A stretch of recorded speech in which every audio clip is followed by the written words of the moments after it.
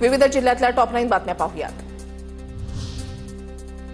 जालना जिल्ह्यामध्ये जलजीवन मिशन योजनेचा खोळंबा, निधी नसल्यामुळे कामं रखडली। 733 मंजूर कामांपैकी 150 कामांची मुदत संपली। 455 योजना अद्यापही अपूर्ण, प्रलंबित कामांना 2028 पर्यंत मुदतवाढ।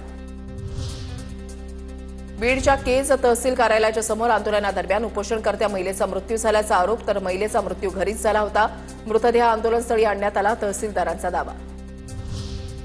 बुलडाण्यामध्ये कास नदीमध्ये अडकलेल्या चौघांना ग्रामस्थांनी वाचवलं। गावाकडे जाण्याचा रस्ता नदीपात्रामधून असल्यानं नागरिकांना अडचणींचा सामना करावा लागतोय। शेती कामं करून घराकडे जाताना पाण्याचा अंदाज न आल्यानं चौघे अडकले। वरठी पांढरा बोडी भंडारा मार्गाची दुरवस्था, विद्यार्थी आणि नागरिकांचा जीवघेणा प्रवास, रस्ता दुरुस्त करण्याची नागरिकांची मागणी।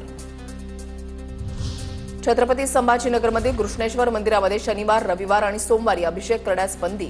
श्रावण महिन्याच्या निमित्तानं जिल्हाधिकारी दिलीप स्वामी यांचा मोठा निर्णय।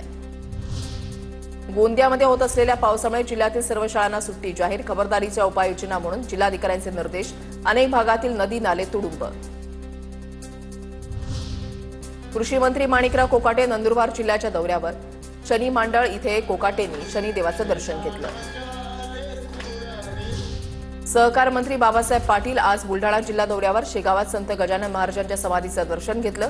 माजी आमदार दिलीप कुमार सानंदांसह राष्ट्रवादीचे पदाधिकारी उपस्थित। धाराशिवच्या भूम वाशी तालुक्यामध्ये पवनचक्की माफियांचा धुमाकूळ। पवनचक्की कंपनीच्या 11 वाहनांची तोडफोड करत कर्मचाऱ्यांना मारहाण। खंडणीच्या वादातून प्रकार घडल्याची माहिती। तोडफोडीनंतरचा व्हिडिओ सोशल मीडियावर व्हायरल।